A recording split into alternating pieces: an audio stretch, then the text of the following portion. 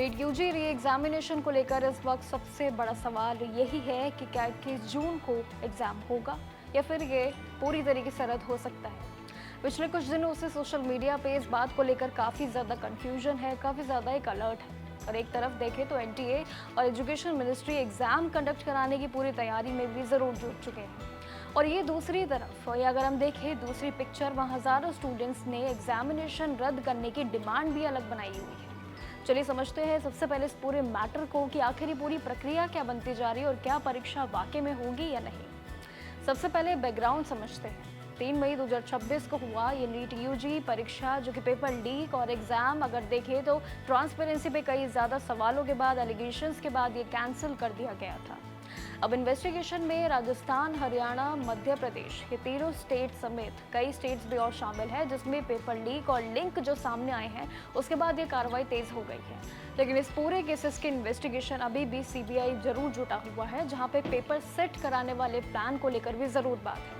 अब यहाँ पे अगर देखें तो 13 ऐसे मेन आरोपी भी हैं जो अरेस्ट हो चुके हैं इस पूरे मामले में। लेकिन इसकी वजह से एनटीए ने 21 जून 2026 को जो नीट की री एग्जामिनेशन यानी कि दोबारा से परीक्षा होने जा रही है, इसको लेकर डिसीजन भी काफ़ी लिए हैं। एडमिट कार्ड भी रिलीज हो चुका है। एग्जाम की टाइमिंग भी 2 बजे से लेकर शाम 5 बजे यानी कि 5:15 तक आपका ये पूरा समय रहेगा। लेकिन इस बार एनटीए और साथ ही एजुकेशन मिनिस्ट्री भी काफ़ी रिस्क नहीं उठा रहे हैं, इसलिए डिसीजन काफ़ी सोच समझ के ले रहे हैं। सिक्योरिटी को पहले से काफ़ी ज़्यादा टाइट बना दिया गया है, स्ट्रॉन्ग डिसीजन लिए गए हैं। एग्जाम ड्यूटी पे तैनात अगर हम देखें तो काफ़ी सारे ऑफिसर्स भी मौजूद रहेंगे। परीक्षा के जितने भी ये कर्मयोगी वाले नाम के ऑनलाइन ट्रेनिंग प्लेटफॉर्म है, इनको भी शुरू किया जा रहा है। और पेपर लीक की पॉसिबिलिटी को जितना कम कर सके उतने के क्वेश्चन पेपर की ट्रांसपेरेंसी सभी पे जोर दिया जा रहा है। यहाँ तक कि इंडियन एयरफोर्स की हेल्प भी ज़रूर ली जा रही है।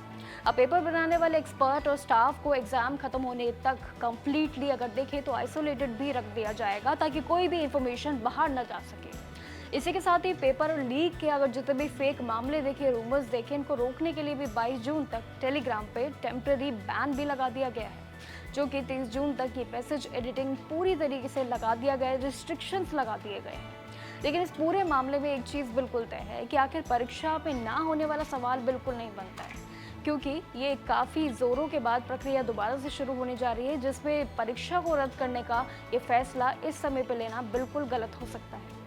क्योंकि टेलीग्राम की तरफ से जितने भी ये फेक क्लेम्स है, ये पूरी तरीके से फेक अब आ चुके हैं, और जिसके बाद अब ये क्लियर रिपोर्ट है कि इस तरीके की अफवाहें अब ना तो आगे होंगी और ना आगे की जा सकेंगी, क्योंकि इस बार टेलीग्राम पे जो रोक लगाई है।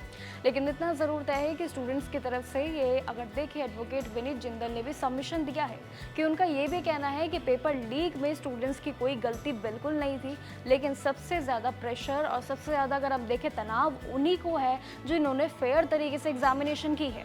अचानक से री एग्जामिनेशन अनाउंस होने की वजह से स्टूडेंट्स का mental stress, anxiety, emotional pressure और साथ ही नींद एक तरीके से उठ चुकी है। फोकस काफ़ी कम हो चुका है, प्रॉब्लम्स क्रिएट हो गई है, क्योंकि वही स्ट्रैटेजी को दोबारा अपनाना बहुत ज़्यादा डिफिकल्ट है। और ये भी कहा गया है कि नीट देश की सबसे टफेस्ट कॉम्पिटिटिव एग्जामिनेशन में से एक माना जाता है, जिसको लेकर दोबारा फैसला रद्द करने का बिल्कुल नहीं बनेगा। देखिए, महीनों तक की प्रिपरेशन का सवाल होता है, और जिस पे अभी भी सभी उम्मीदवारों की निगाहें और सभी की प्रिपरेशन इस सिर्फ री एग्जामिनेशन पे टिकी हुई है कि ये जो आखिरी परीक्षा है बस हमारी हो जाए। अभी के लिए अगर बात करें तो इन सभी अपडेट्स पे और भी कंफर्मेशन आना बाकी है, वो ज़रूर आपके साथ शेयर करेंगे। तब तक के लिए नमस्कार और देखते रहिएगा जागरण जोश।